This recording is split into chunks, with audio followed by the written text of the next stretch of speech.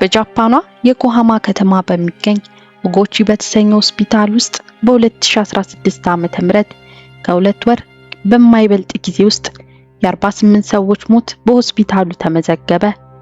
በአንድ ቀን ውስጥ ብቻ 5 ወይም 6 ተገኝተው የሚታከሙ ታካሚዎች የተመዘገበበትን የሞት ዜና ጨምሮ 48 ሰዎች 2 ወር በማይሞላ ጊዜ ውስጥ በሆስፒታል ውስጥ መሞታቸው መሰማቱ እንግዳ ነገር ነበር። ነገር ግን በዚህ ሆስፒታል ውስጥ የሚታከሙ በርከት ያሉ በእድሜ ገፉ አዛውንቶችና በጠና የታመሙ ታካሚዎች መኖራቸው የዚህን የበዛ የሞት ዜና ሪከርድ ተፈጥሯዊ ሞት ብሎ መቀበል ለሁሉም ሰው በጊዜው ስሜት የሚሰጥ ነበር። ነገር ግን ሁሌም እያደር የምትጠራው እውነት ጊዜዋ ደርሶ ራሷን ስትገልጥ በርካቶችን ያስደነገጠና ለማመን የከበደ ነገር ተሰማ። ውድ ቤተሰቦቼ እንደምቆያችሁኝ ሰላማችሁ በያላችሁበት ብዝት ይበልላችሁ እያልኩኝ ዛሬ በአንድ አሳዛኝ ታሪክ መጥቻለሁ። ይህን ታሪክ እስከ መጨረሻው እንድታዩት ከወዲሁ እየጠየቅኩኝ ቪዲዮንም ላይክ በማለት ጀምሩ። አዲስም የሆናችሁ ሰብስክራይብ በማድረግ ይህን ቤተሰብ ተቀላቀሉ። እስከ ቪዲዮ ማብቂያ አብራችሁን ቆዩ። ሴፕቴምበር 2016 ዓመተ ምህረት በኦጎቺ ሆስፒታል የምትሰራ አንዲት ነርስ የዕለት ስራዋን እያከናወነች ወደ አንድ የታካሚ ክፍል ትገባለች። በክፍል ውስጥ አንድ ታካሚ በአልጋው ላይ ግሉኮስ ተሰክቶለት ተኝቷል። ነርሷ ወደ ታካሚው ጠጋ ብላ ስትመለከተው ግን አንድ እንግዳ ነገር ትመለከታለች። ይህም ታዲያ ወደ ታካሚው ሰውነት እንዲገባ የተሰካለት ፈሳሽ ግሉኮሱን የያዘው መያዣ ላይ አረፋ ይታያል። ታዲያ እንዴት በጭራሽ ሊሆን የማይችል ወይንም ሊፈጠር የማይገባው አረፋ ተፈጠረ? በዚህም ያንን አረፋ የፈጠረው ነገር ምን እንደሆነ ምርመራ ሲደረግ በውስጥ አንዳች ባዕድ ኬሚካል ተገኘ። ይህ ኬሚካል ጀርሞችን፣ ባክቴሪያዎችን ወይንም ቫይረስ የመሳሰሉ ነገሮችን ለመግደል የሚጠቅም ኬሚካል ሲሆን ነገር ግን በቀጥታ ወደ ሰው ልጅ የደም ስር የሚገባ አልነበረም።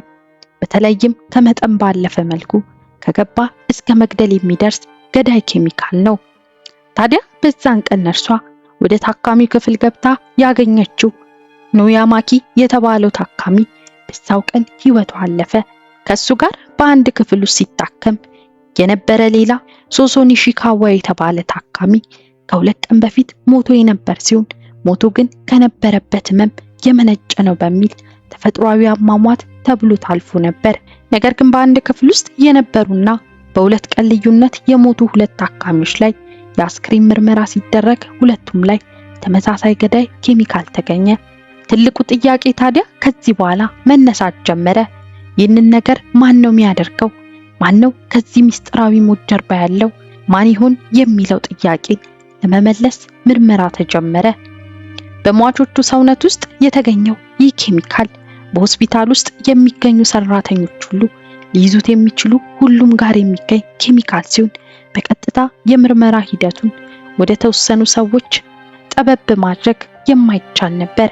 በጃፓን አንዳንድ ቦታ ባህል መሰረት በሚደረግ የሬሳ ማቃጠል ሂደት በጥቂት ጊዜ ውስጥ የሞቱትን 48 ሰዎች መንስኤ ለማወቅ አብዛኞቹ ሬሳቸው ተቀብሮ ሳይሆን ተቃጥሎ ወደ አመድነት ስለተቀየረ በዚህ ባዕድ ኬሚካል የሞቱትን ሰዎች ቁጥር በትክክል ስንት እንደሆነ ለማወቅ የማይቻል ሆነ። ሆኖም ግን እስካሁን በተረጋገጠው ሟቾች መሰረት ምርመራው ቀጠለ። የምርመራው ሂደት ሲቀጥል በሟቾች ሰውነት ውስጥ የተገኘው ጀርምና ባክቴሪያ የሚያጠፋውን ኬሚካል በሁሉም የሆስፒታል ሰራተኞች በዋናነት ነርሶች ዩኒፎርም ላይ መፈለግ ተጀመረ። ታዲያ በዚህ ዩኒፎርም ምርመራ ታዲያ ሁሉም ዩኒፎርሞች ንጹህ ሆነው ሲገኙ አንድ የነርስ ዩኒፎርም ግን በኬሚካሉ ፖዚቲቭ ሆኖ ተገኘ። የዚህ ዩኒፎርም ባለቤት አዩሚ ኩቦኪ የተባለች ነርስ ነበረች። ይህም የዩኒፎርሙ ምርመራ ጥሩ ፍንጭ የሚሰጥ ቢሆንም ኬሚካሉን መያዝ በራሱ ወንጀል ስላልሆነ ነገሮችን ወደ አንድ ሰው ብቻ ለመጠቆም በቂ አልነበረም። ነገር ግን ሁለተኛ መረጃ ከአንድ የሆስፒታሉ ነርስ መጣ። ይህ የሥራ ባልደረባ አዩሚ ኩቦኪን እሷ ወዳልተመደበችበት የታካሚ ክፍል ውስጥ ስትገባ እንደተመለከታት ገለጸ። ከዛም የእሷ እግር ከታካሚ ክፍል እንደወጣ በደቂቃዎች ውስጥ የታካሚ ሁኔታ በፍጥነት ወደ ከፋ ደረጃ እንደተሸጋገረና ከዛም ህይወቱ እንዳለፈ ተናገረ። ከዚህም በተጨማሪ ፖሊስ በተመለከተው የሲሲቲቪ ካሜራ ቅጂ በነርሷ ላይ አጠራጣሪ ነገር ቢመለከትም ነገሮችን በእርግጠኝነት ወደ እሷ የሚጠቁም ማስረጃ ማግኘት ግን ከባድ ነበር። ኩቡኪ ከሟች ታካሚዎች ጋር በተያያዘ የእሷ እጅ እንደሌለበት አጥብቃ በመናገር የምርመራ ሂደቱ ማንንም በቁጥጥር ስር ሳያውል በእንጥልጥል ቀረ። ኩቡኪ ከተወሰነ ጊዜ በኋላ ከዛ ሆስፒታል በመልቀቅ ሌላ ስራ ጀመረች።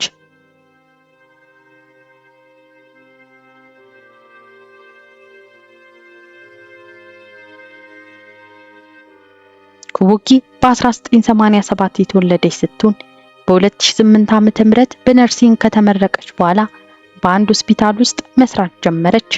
ከተወሰነ ጊዜ በኋላ ታዲያ ኦጉቺ ሆስፒታልን በ2015 ዓመተ ምህረት ተቀላቀለች። ኩቡኪ ግን በዚህ ሁሉ ጊዜ ቀላል የሚባል የህይወት ጉዞ አልነበራትም። ከፍተኛ ድብርትና እንቅልፍ፣ ለመተኛት መቸገርና ከፍተኛ ጭንቀት የኩቡኪን ህይወት ያከበደው የስሜትና የአእምሮ ፈተናዎች ነበሩ። ኩቡኪ በ2014 ዓመተ ምህረት የስነ ልቦና አማካሪ ክትትል ታደርግ ነበር። ከሷ ጋር ይሰሩ የነበሩ ባልደረቦቿ ኩቡኪ እጅግ ሚስጥራዊና ለመረዳት ከባድ የሆነች ስትሆን ምን እንደምታስብና ምን እንደምትፈልግ ለማወቅ ከባድ እንደሆነ ይገልጹ ነበር። ታዲያ በዚህ ሁኔታ ኩቡኪ ስራዋን በኦጉቺ ሆስፒታል ቀጥላ እየሰራች ሚስጥራዊ ሞቶች ከተሰማ በኋላ ቁጥር 1 ተጠርጣሪ ሆና ነበር። ነገር ግን ምንም አይነት ማስረጃ ስላልነበር ምንም አይነት እስራት ሳይደርስባት ስራዋን ለቃ ሌላ ስራ ጀመረች። ጊዜው እየሄደ 2 ዓመታት ከተቆጠረ በኋላ ግን ፖሊስ አንድ አዲስ ማስረጃ አገኘ። በዚህም የተረሳ የመሰለው የምርመራ ሂደት በድጋሚ ነፍስ ዘርቶ እንቅስቃሴ ተጀመረ።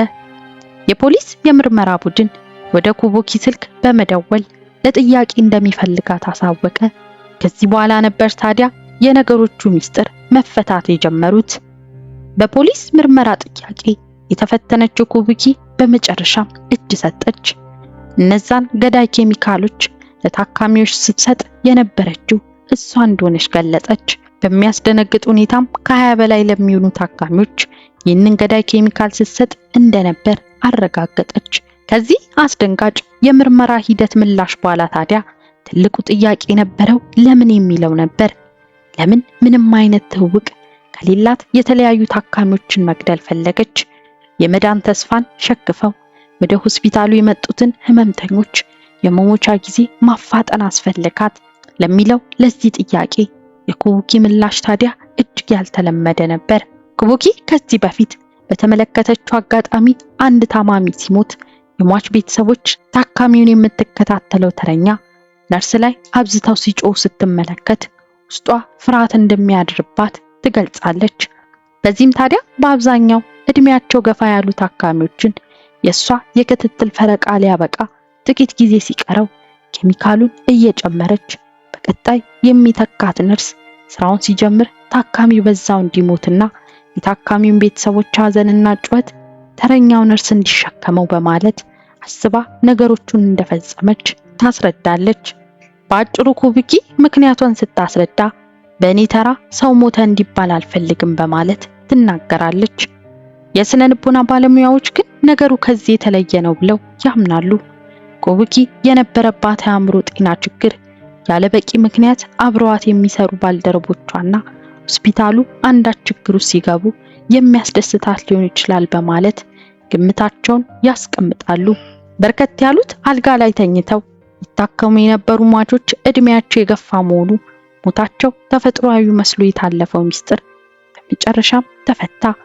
አቃቤ ሕግ ኩቡኪ የፈጸመችው ወንጀል ምን ተብሎና በተደጋጋሚ የተፈጸመ እንዲሁም ከሙያ ስነ ምግባርና ሰብአዊነት ፍጹም የወጣ ነው በማለት በሞት እንድትቀጣ ሐሳብ ያቀረበ ሲሆን ፍርድ ቤት ግን እድሜ ልክ በመፍረድ ኩቡኪ ቀሪ እድሜዋን በእስር እንድታሳልፍ ወሰነ።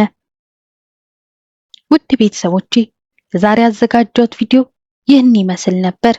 እስኪ እናንተስ በዚህ ታሪክ ላይ ምን ተሰማችሁ? ሐሳባችሁን ኮሜንት ላይ አሳውቁኝ። ላይክ እንዲሁም ለሌሎች እንዲደርስ ሼር እያደረጋችሁ ለዚህ ቻናልም አዲስ ሆናችሁ የምትመለከቱ ሰብስክራይብ እያደረጋችሁ ተቀላቀሉ። በሌላ አዲስ የወንጀል ታሪክ እስክንገናኝ ድረስ ቸር ቆዩልኝ።